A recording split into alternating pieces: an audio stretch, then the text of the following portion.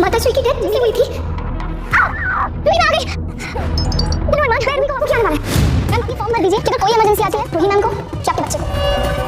आने वाले एपिसोड में आप लोग देखने वाले हैं कि वो असल में अब रूही डायरी पढ़ लेती है, उसे उस रात का पता चल ही जाता है। जो उसे ये पता चलता है कि श्री माता की डेथ उसकी ही वजह से हुई थी।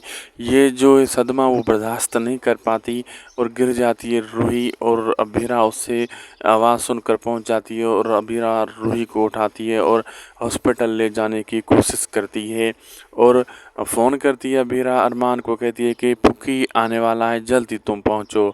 और जैसे हॉस्पिटल में उसे दाखिल करती है तो नर्स एक फॉर्म लेकर आती है और कहती है कि तुम इस पर साइन कर दो, अगर इमरजेंसी की अगर कोई सूरत आए तो हम किसको बचाएं, माँ को या बच्चे को, तुम हम इस पर साइन करो। अब यही सिचुएशन अबीरा के पास सामने भी आ गई है जो अरमान के सामने आई थी।